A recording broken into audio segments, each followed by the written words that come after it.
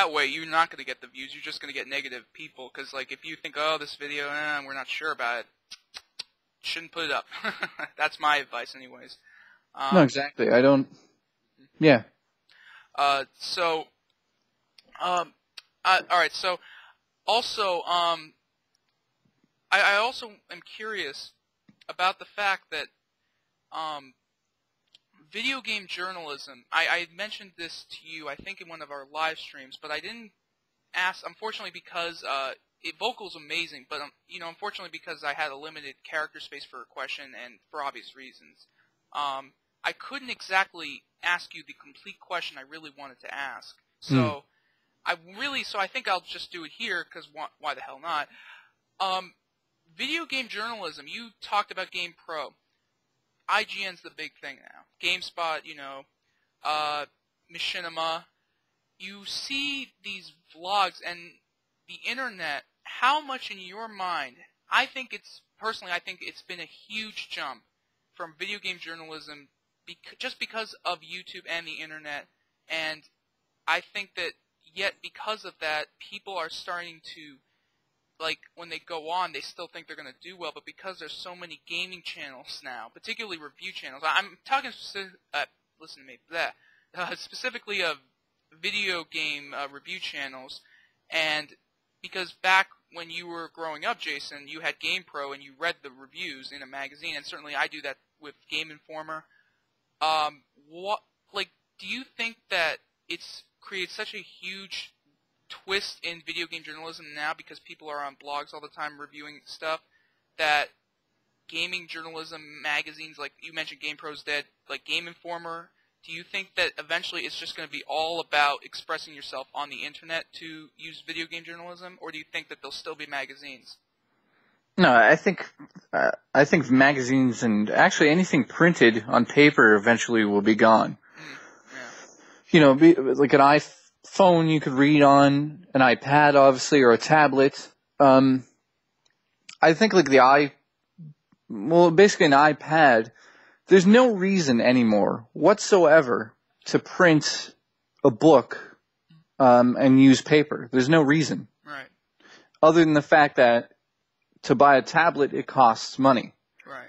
So I think that when, eventually an iPad, when iPad 3 comes out, there's rumors that the iPad 2 will be like $300. Yeah. When it starts to go down in price, just like anything else, more people are going to buy it. Right.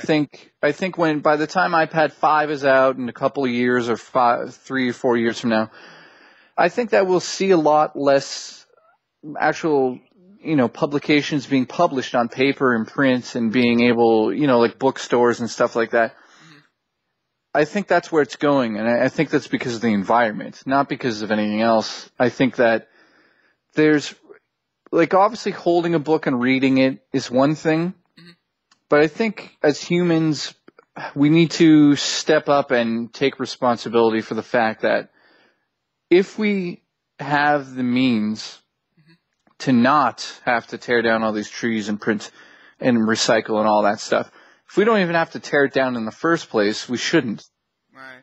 It's still happening now, and I think it's silly that you can go to the bookstore and buy a book when you could also just get an e-reader, which has, electronic ink, and it lasts, whatever, like 100 years, and you know what I mean? It's just silly that I think I'm like more of a minimalist, so I think in terms of silly things all day long. Like I think of this is off topic, but I watch a lot of like home and garden television, and I'm always looking at these people buying houses or building houses and all this.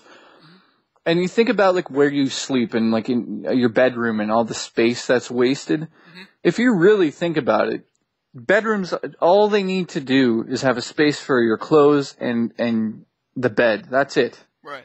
Because you sleep in there and you leave there.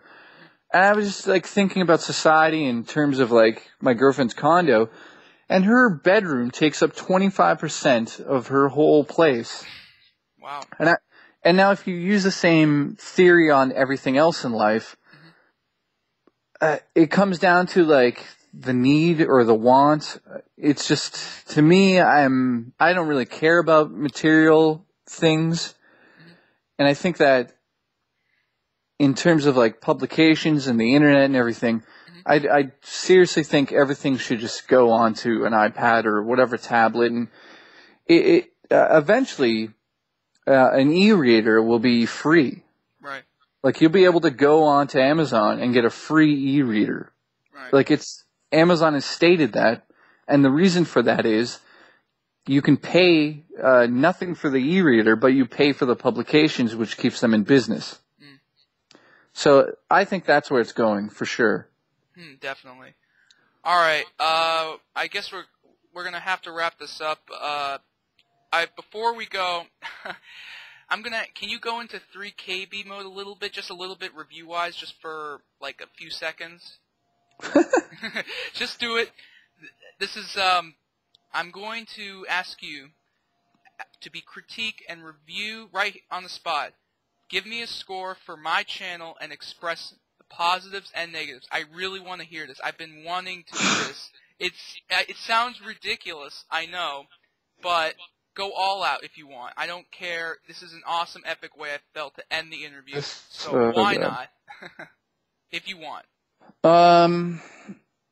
It's hard to do on my own because usually I play off the other two people. Right. So it's hard for me to get into the character of Jason 3KB. But if you're just asking for a review of your channel, that works too. And you want me to just be flat out honest? Yeah. I think that in terms of production quality, I give it probably about a 7.5 out of 10. I think it's a lot better than 90% of the channels I see at the same level as yours, like in terms of views and the date of when you started it. Right. Like the green screen thing you do is awesome. The fact that you don't have any cuts in your video is very, very impressive because you clearly are a very smart person. Yeah, and people, I'm sorry to interrupt you, Jay.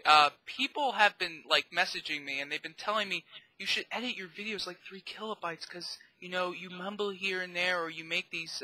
It's not good to do that. And I was expressing to them, but listen, part of what makes me unique or what I want to do is make a human conversation. I love 3 kilobytes and all the other channels that do the editing well, but it's more human, I think, when you're no cuts. You're talking to someone. It's the camera, but it's like you're talking to someone. You know what I'm saying?